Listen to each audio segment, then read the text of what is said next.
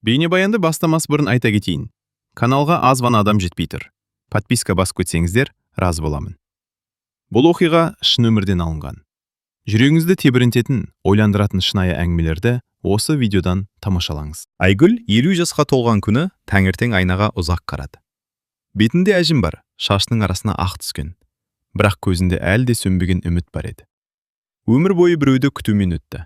Бір кезде сүйгені басқаға үйленді. Кейін ата-анасын бақты. Уақыт өте берді. Сөйтіп, маған енді кеш деген оймен жалғыздыққа үйреніп кеткен. Сол күні кешке көрші әйел шақырған шағын дастарханға барды. Барғысы келмеген. Бірақ үйде жалғыз отыру одан бетер ауыр көрінді. Сол жерде ол Серікпен танысты. Серік 45 жаста, сабырлы, аз сөйлейтін, бірақ сөзі салмақты ер адам еді. Айгүл алғашында мән бермеді, бірақ бір кезде оның қарапайым сұрағы жүрегіне тиіп кетті. Сіз неге әлі жалғызсыз? Айгүл күліп жіберді. Тағдыр ғой, деді қысқа ғана. Сол кештен кейін Серік жиі хабарласа бастады. Алғашында жай ғана амандасу, кейін ұзақ әңгімелер. Айгүл өзі байқамай телефон күтіп отыратын күйге түсті. Бір аптадан кейін Серік оны серуендеуге шақырды. Күз еді.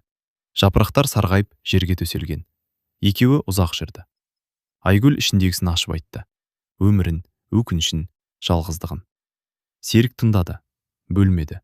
Тек соңында ғана «Сіз кешіккен жоқсыз», деді. Сол сөз Айгүлдің жүрегіне ерекше әсер етті. Арада көп уақыт өтпеді. Бір күні Серік кенеттен «Айгүл, мен уақыт жоғалтқым келмейді. Екеуміз де жас емеспіз, маған тұрмысқа шық», деді. Айгүл аң-таң болып қалды. Серік, біз бір-бірімізді дұрыс танымаймыз ғой. Мен сені түсіндім, маған сол жеткілікті. Оның көзіндегі сенімділік, сөзіндегі нықтық. Айгүлдің ішіндегі көп жылғы қорқынысты жеңіп кетті. Бірнеше күн ойланды, түнде ұйықтай алмады. Қателесіп жүрмін бе деген ой мазалады. Бірақ жалғыздық одан да ауыр еді. Ақыры келісімін берді. Той үлкен болған жоқ, жақын адамдар ғана жиналды. Айгүл ақ көйлек кимеді, бірақ жүрегі бұрынғыдан да қатты соқты. 50 жасында ол алғаш рет келін атанды. Бірақ бәрі ойлағандай жылы басталмады. Күйеуінің үйіне алғаш кірген сәтте табалдықта тұрған бір әйелден суық жанары бірден сезілді. Бұл қайыненесі еді. Ол Айгүлге жоғардан төмен бір қарап шықты. Ешқандай жылы сөз жоқ, тек салқын ғана. «Кір», деді. Сол сәтте Айгүлдің жүрегі бір түрлі шым ете қалды. Кеш батып қонақтар тараған соң үй іші тынышталды. Айгүл жаңа бөлмеде жалғыз отырды. Бәрі жат, бәрі бөтен. Осы кезде есік баяу ашылды. Ішке қайыненесі кірді. Ол біраз үнсіз тұрды. Сосын жай ғана, бірақ ауыр сөз айтты. Бұл үйге кеш келдің, бірақ бәрін білуге әлі ерте. Айгүл түсінбей қалды. Не айтқыңыз келеді? Қайыненесі жауап бермеді. Тек бұрылып шығып кетті. Сол түні Айгүл алғаш рет «Мен шынымен дұрыс шешім қабылдадым ба?» деп ойлады. Таң ата Айгүл ерте оянды. Жаңа үйдің иісі де, тыныштығы да оған бөтен еді. Бір сәтке қайда жатқанын ұмытып кетті. Сосын бәрі есіне түсті. Ол енді осы үйдің келіні. Жүрегі сәл қобалжып, орнынан тұрды. Ас үйге кіргенде қайыненесі әлдеқашан ояу екен.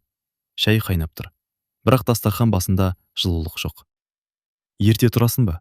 деді Айгүл жай ғана. «Бұл үйде бәрі ерте тұрады», деді қайыненесі қысқа ғана. Айгүл үндемей қалды. Әңгіме өрбімеді. Күндер өте бастады. Алғашқы күндерде Айгүл барынша тырысты. Үй жинады, тамақ істеді, шай қиды. Өзін осы үйге сіңіргісі келді. Бірақ бір нәрсе дұрыс емес еді. Қайыненесі ешқашан риза болмайтын. Не істесе де бір кемшілік табылатын. «Тұзды көп салдың, етті дұрыс асқан жоқсың. Бізде бұлай істемейді». Айгүл бәрін үнсіз қабылдады. Жаңа келін болған соң солай шығар, деп өзін жұбатты. Ал Серік алғашқы күндердегідей емес. Күндіз үйде болмайды, жұмыс істейді. Бірақ нақты не істейтінін ашып айтпайды. Кешке келеді шаршаңқы. Кейде мүлде сөйлеспейді. Бір күні Айгүл жай ғана сұрады. «Жұмысың қалай өзі?» Серік сәл кідіріп қалды. «Жай, өз тірлігім бар», деді де әңгімені жауып тастады. Айгүлдің көңіліне күмән кіре бастады. Бір апта өткенде ауылда көрші әйелмен танысты. Орта жастағы, сөзге жақын әйел екен. «Жаңа келінсің бе?» деп жылы жымиып сұрады. Иә, деді Айгүл. Әйел біртүрлі жымиып. Батыл екенсің, деді. Неге? Ештеңе, кейін түсінесің, деп сөзін қысқа қайырды. Айгүлдің жүрегі тағы біртүрлі болып кетті. Сол кеште күтпеген жағдай болды. Серік душқа кіріп кеткенде оның телефоны шырылдап қалды.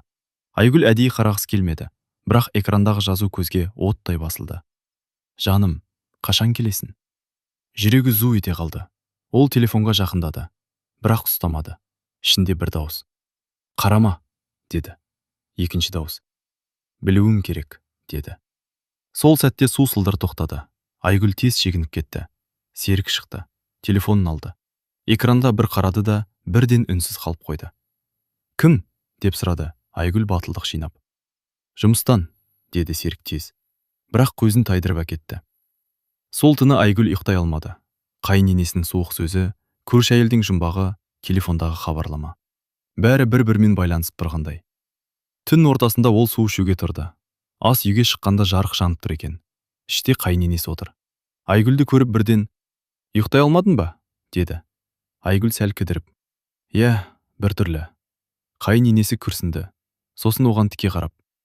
Кей нәрсені өз көзіңмен көрмей сенбейсің, деді. Айгүлдің жүрегі тарс ете қалды. Не айтқыңыз келеді? Қайыненесі орнынан тұрып жай ғана айтты. Ертең бәрін өзің көресің. Айгүлдің бойын белгісіз қорқыныш биледі. Таң әдеттегіден ерте атты. Айгүл түні бойы көз іле алмады. Қайыненесінің ертең бәрін өзің көресің деген сөзі санасында қайта-қайта жаңғырып тұрды. Серік таңғы асқа да отырмады. Үнсіз ғана киініп асығыс шығып кетті. Қайда? Деп сұрамақ болды Айгүл, бірақ үлгермеді. Есік тарс жабылды. Айгүл ас үйде қайыненесімен жалғыз қалды. Сен де дайындау, деді ол салқын ғана. Қайда?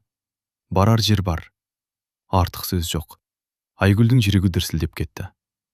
Бір сағаттан кейін екеуі қала шетіне қарай таксимен шықты. Жол бойы үнсіздік. Айгүл мұң сұрақ қойғысы келді, бірақ қайыненесінің жүзіне қарап үндемеді. Көлік бір көп қабатты үйдің алдына тоқтады. Қарапайым аула. Балалар ойнап жүр. Ештеңе ерекше емес. Түс, деді қайыненесі. Екеуі подъезге кірді. 3-ші қабат. Қайыненесі есікті қақпады. Кілтпен ашты. Айгүл селк ете қалды. Бұл кімнің үйі? Жауап болмады. Есік ашылған сәтте іштен бала дауыс шықты. Мама, папа келді ме? Айгүлдің жүрегі тоқтап қалғандай болды. Қонақ бөлмеден шамамен 30-дан 35-ке дейін жастағы әйел шықты. Қолында кішкентай қыз. Оларды Айгүлді көріп қатып қалды. Үнсіздік. Бірнеше секунд, бірақ ол мәңгілік сияқты өтті. Сосын әлгі әйел бірінші болып тіл қатты. Бұл кім? Айгүлдің тамағына сөз тығылып қалды. Қайыненесі еш қысылмастан, бұл Серіктің жаңа әйелі, деді. Бөлме ішіндегі ауа ауырлап кетті. Әлгі әйелдің көзіне жас толды. Тағы да ма? Деді сыбырлап. Айгүлдің құлағы шулап кетті. Тағы да? Деп қайталады ол еріксіз. Сол сәтте жатын бөлмеден Серік шықты. Ол Айгүлді көргенде өңі қашып кетті. Айгүл? Айгүл бір қадам артқа шегінді. Бұл не? Деді даусы дірілдеп. Серік үндемеді. Жауап жоқ. Тек көзін төмен түсірді. Сол кезде кішкентай қыз Серікке жүгіріп барып, «Папа!» деп құшақтады. Айгүлдің ішіндегі бір нәрсе үзіліп кеткендей болды. Бәрі анық еді. Енді ешқандай күмән жоқ. Сен үйленгенсің бе? Деді Айгүл әр сөзін зорға шығарып. Серік ауыр күрсінді.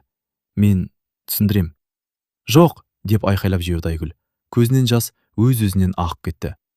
Түсіндіретін ештеңе жоқ. Әлгі әйел көз жасын сүртіп, мен оның әйелі боламын, 10 жылдан бері, деді. Ал мен? Деді Айгүл сыбырлап. Жауап орнына үнсіздік. Қайыненесі сол сәтте ғана сөз қосты. Мен саған айттым ғой, бәрін өзің көресің деп. Айгүл оған жалт қарады. Сіз бәрін білгенсіз бе? Әрине. Онда неге? Қайыненесі салқын ғана. Себебі бұл үйге біреу керек болды. Айгүлдің жүрегі мұздап кетті. Қандай біреу? Қайыненесі тура қарап. Шыдайтын, сұрамайтын, кетпейтін.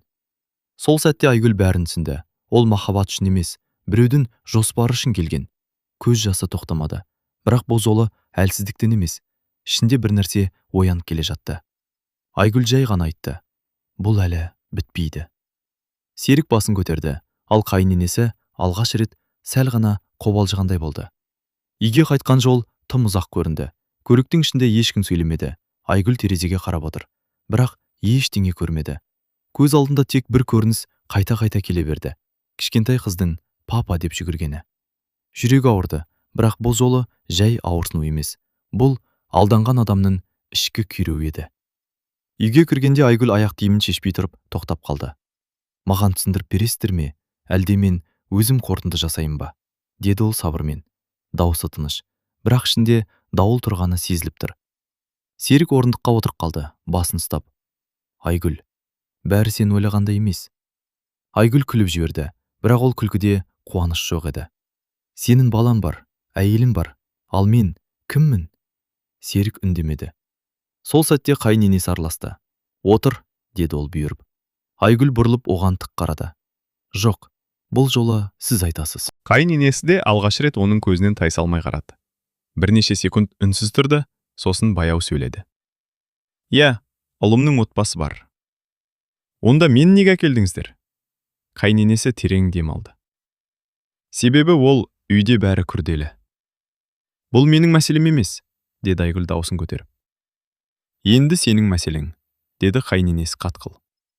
Айгүлдің шыдамы таусыла бастады. Нақты айтыңыз. Сонда қайненесі бар шындықты жайып салды. Менің келінім ауырып жүр. Үйге қарай алмайды. Баланы да Айгүл тыңдап тұр. Ал мен қартайдым. Барлығын өзім істей алмаймын. Сонда қайненесі тіке қарап. Сонда бізге сен сияқты адам керек болды. Айгүлдің жүрегі тағы да сыздап кетті. Қандай адам? Сол сәтте қайненесі ең ауыр сөзін айтты. Сен бұл үйге әйел болып келген жоқсың. Аз ғана кідірді. Қажет үшін ғана келдің. Бөлме ішін үнсіздік басты. Бұл сөз бәрінен ауыр тиді. Айгүл бір сәтке қатып қалды. Сосын жай ғана басын шайқады. Сонда мені әдейі алдадыңыздар ма? Серік орнынан тұрды. Айгүл, мен сені ренжіткім келмеді. Онда неге үйлендің? Деп айқайлады Айгүл. Өйткені басқа жол жоқ еді. Өтірік. Айгүлдің көзінен жас ағып жатты. Бірақ ол оны сүртпеді. Сен мені таңдаған жоқсың. Сен маған мұқтаж болдың. Серік үндемеді. Бұл шындық еді. Қайненесі қайта сөйледі. Біз саған жамандық ойлаған жоқпыз. Айгүл оған күле қарады. Бұл жамандық емес пе? Сен жалғыз едің. Біз саған үй бердік. Отбасы бердік. Жоқ, деді Айгүл қатты. Сіздер маған жалған өмір бердіңіздер. Ол бір сәт үнсіз қалды. Сосын баяу ғана. Мен сіздердің қызметшілеріңіз емеспін, деді. Даусы тыныш, бірақ әр сөзі анық. Серік жақындап келді. Айгүл, кетпе. Біз бәрін реттейміз. Айгүл артқа шегінді. Қалай? Екінші әйел болып па? Серік жауап бере алмады. Сол сәтте Айгүлдің ішінде бір нәрсе өзгерді. Ол енді әлсіз емес еді. Көзіндегі жас ашуға айналды. Жоқ, бұл жерде біреу қателесті, деді ол. Қайненесі қабағын тиді. Не айтқың келеді? Айгүл тіке қарап. Сіздер мені әлсіз деп ойладыңыздар. Аз ғана кідірді. Бірақ мен кететін адам емеспін. Серік селк етті. Онда естисің. Айгүлдің жауабы қысқа болды. Көресіңдер. Сол түні бұл үйде ешкім тыныш ұйықтай алмады. Сол түннен кейін үйдің іші мүлде өзгеріп кетті. Бұрынғыдай үнсіздік бар. Бірақ енді ол жай тыныштық емес. Қысын. Әр адам бір-бірінен сақтанып қалғандай. Айгүл таңертең тағы да ең бірінші тұрды. Бірақ бұл жолы бұрынғыдай жақсы келін болайын деген ниетпен емес. Ол енді бәрін анық көріп тұр. Бұл үйде оның рөлі қандай екенін де түсінді. Ас үйде қайненесі отыр екен. Шай қояйын ба? Деп сұрады Айгүл сабырмен. Қайненесі таң қалғандай қарады. Қоя бер. Бірақ оның даусында бұрынғыдай үстемдік жоқ еді. Серік те шықты. Көзі қызарып кеткен. Ұйықтамағаны көрініп тұр. Айгүл, сөйлесейікші, деді жай ғана. Айгүл бұрылмай. Сөйлесетін нәрсе қалды ма? Мен қателестім. Бірақ не? Деп түк қарады Айгүл. Серік үндемей қалды. Сол күні күтпеген нәрсе болды. Түске таман есік қақылды. Айгүл ашты. Кеше көрген әйел табалдырықта тұр. Қасында кішкентай қызы. Айгүлдің жүрегі біртүрлі болып кетті. Кіруге бола ма? Деді әйел шашаңқы дауыспен. Айгүл жол берді. Үйге кірген сәтте қайын енесінің қабағы түйіліп кетті. Неге келдің? Деді салқын. Әлгі әйел шашап тұрған орындыққа отырды. Жасыра алмайсыңдар енді. Серік орнынан тұрып, тоқта. Жоқ, деді әйел қаттырақ. Сосын Айгүлге қарады. Сен шындықты толық білмейсің. Айгүл үндемей тыңдап тұр. Мен ауырып жүргенім рас, бірақ мен ешкім тастап кеткен жоқ, деді ол. Серік өз еркімен кетті. Серік көзін төмен түсірді. Ал мына кісі, деп қайын енесіне қарап, бәрін ұйымдастырды. Бөлме іші тып-тыныш. Айгүлдің көзі жайлап қайын енесіне ауды. Бұл рас па? Қайын енесі алғаш рет жауап беруге қиналды. Мен тек отбасын сақтағым келді. Қалай? Деді Айгүл. Ұлымды жоғалтқым келмеді. Немеремді де. Сондықтан мені құрбан еттіңіз бе? Жауап жоқ. Сол сәтте кішкентай қыз Айгүлге жақындап келді. Сіз жылайсыз ба? Деді аңғалдықпен. Айгүл күлімсірегісі келді, бірақ көзіне жас толды. Жоқ, деді әрең. Бала оның қолынан ұстап алды. Жыламаңыз. Осы қарапайым сөз Айгүлдің ішін босатып жіберді.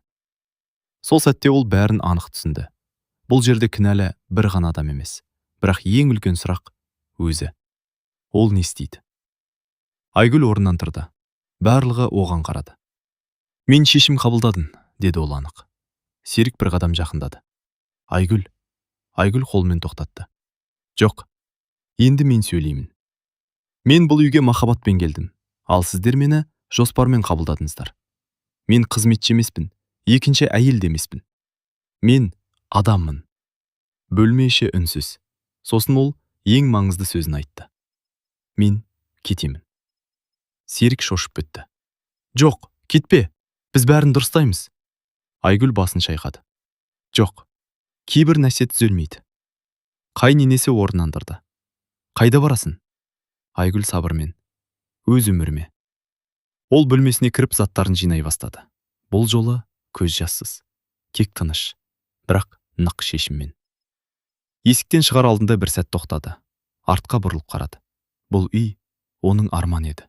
Бірақ енді сабақ. Айгүл жай ғана айтты. Кеш болса да, өзімді жоғалтпадым. Сосын есікті ашып, сыртқа шықты. Бірақ бұл оның соңғы қадам емес еді. Көктемнің салқын желі Айгүлдің бетіне тиді.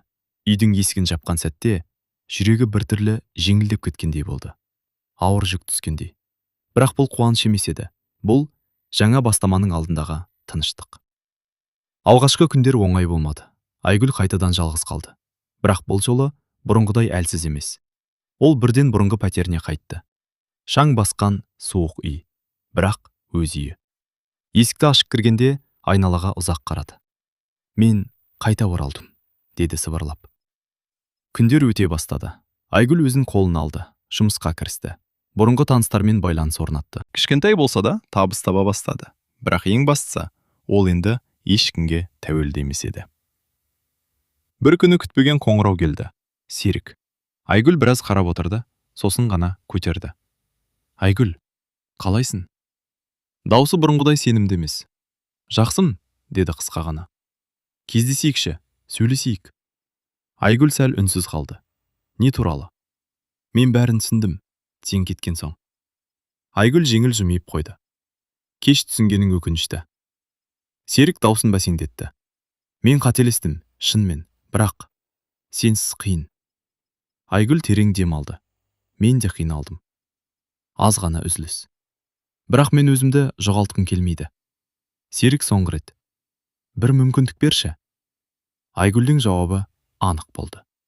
Жоқ. Қоңырау аяқталды. Бұл өткен өмірмен соңғы байланыс еді. Бірнеше аптадан кейін Айгүл көшеде келе жатып, айнадай әйнекке көз түсті. Өзін көрді. Сол баяғы әйел, бірақ басқа. Көзінде қорқыныш жоқ, тек сенім бар. Сол сәтте артынан дауыс шықты. Айгүл, ол бұрылды. Қайын енесі. Бір түрлі өзгеріп кеткен, дауысы да баяу. Кешір деді. Айгүл үнсіз тұрды. Мен бәрін дұрыс істедім деп ойладым. Айгүл сабырмен жауап берді. Сіз өзіңіз үшін дұрыс жасадыңыз. Қайын енесінің көзіне жас келді. Ал сен? Айгүл жеңіл ғана жымиып. Мен енді өзім үшін өмір сүріп жатырмын. Екеуі біраз үнсіз тұрды. Сосын Айгүл жай ғана бұрылып, өз жолымен кетті. Бұл жолы ешкімге қарамай. Күн батып бара жатты, ал оның өмірі енді ғана басталып келе жатқандай еді. Мен 50 жаста келін атандым, бірақ сол күні өзімді жоғалта жаздадым. Бақытым кеш келметті, кек мен оны басқа жерден іздеппін.